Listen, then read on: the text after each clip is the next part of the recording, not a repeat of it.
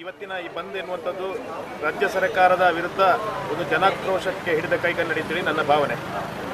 ವಿಶೇಷವಾಗಿ ರಾಜ್ಯ ಸರ್ಕಾರ ಬಹುಸಂಖ್ಯಾತರ ಭಾವನೆಗಳನ್ನು ಧಿಕ್ಕರಿಸಿ ಒಂದು ಸಮುದಾಯವನ್ನು ಓಲೈಸಬೇಕೆನ್ನುವಂಥ ದೃಷ್ಟಿಯಿಂದ ಟಿಪ್ಪು ಜನ್ಮದಿನಾಚರಣೆಯನ್ನು ಆಚರಿಸಬೇಕೆನ್ನುವಂಥ ಒಂದು ಸೂಚನೆಯನ್ನು ಕೊಟ್ಟ ಹಿನ್ನೆಲೆಯಲ್ಲಿ ಈ ಎಲ್ಲ ಅಧ್ವಾನಗಳಾಗಿದೆ ಎನ್ನುವಂಥದ್ದು ನನ್ನ ಭಾವನೆ.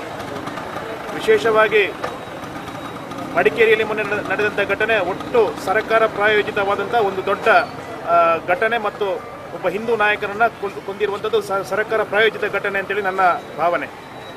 ವಿಶೇಷವಾಗಿ ಕೇರಳದಿಂದ ಸುಮಾರು ಜನರನ್ನು ತರಿಸುವಂಥ ಮುಸ್ಲಿಂ ಮತಾಂಧರನ್ನು ತರಿಸುವಂಥ ಕೆಲಸ ಆಗಿರುವಂಥದ್ದು ಕೂಡ ಕರ್ನಾಟಕ ಸರ್ಕಾರದ ಕೈವಾಡ ಇದೆ. ಸಿದ್ದರಾಮಯ್ಯ ನೇರವಾಗಿ ಇದರಲ್ಲಿ ಭಾಗಿಯಾಗಿದ್ದಾರೆ ಎನ್ನುವಂಥದ್ದು ನಮ್ಮ ಅಭಿಪ್ರಾಯ. ಅದಕ್ಕೆಲ್ಲದಕ್ಕೂ ಕೈಗನ್ನಡಿ ಎನ್ನುವ ಹಾಗೆ ಗಿರೀಶ್ ಕಾರ್ನಾಡ್ ಅವರು ಇಡೀ ನಮ್ಮ ಬೆಂಗಳೂರನ್ನು ಕಟ್ಟಿ ಬೆಳೆಸಿದಂಥ ಒಬ್ಬ ಮಹಾನ್ ನಾಯಕರನ್ನು ಧಿಕ್ಕರಿಸಿ ಮಾತಾಡುವಂಥ ಹಂತಕ್ಕೆ ಹೋಗಿರುವಂಥದ್ದು ಅದೆಲ್ಲ ಈ ದೇಶದಲ್ಲಿ ಏನು ಸಂಘ ಪರಿವಾರದ ಮೇಲೆ ಬಿಜೆಪಿಯ ಮೇಲೆ ಅಸಹಿಷ್ಣುತೆ ಎನ್ನುವುದನ್ನು ಹೇಳ್ತಾರೆ, ಅದನ್ನು ಜಾರಿಗೆ ತರ್ತಾ ಇರುವವರು ಕಾಂಗ್ರೆಸ್ನವರೇ ಅಂತ ನಾನು ಹೇಳ್ತಾ ಇದ್ದೇನೆ.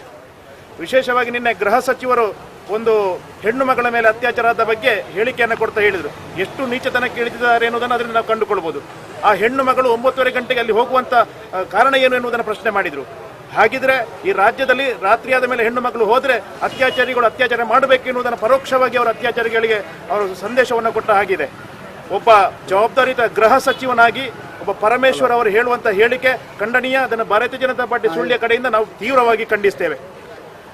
ವಿಶೇಷವಾಗಿ ಸಂಘ ಪರಿವಾರ ಈ ಎಲ್ಲ ಘಟನೆಯನ್ನು ಖಂಡಿಸಿ ಬಂಧನ ಕರೆ ಕೊಟ್ಟಿದ್ದು.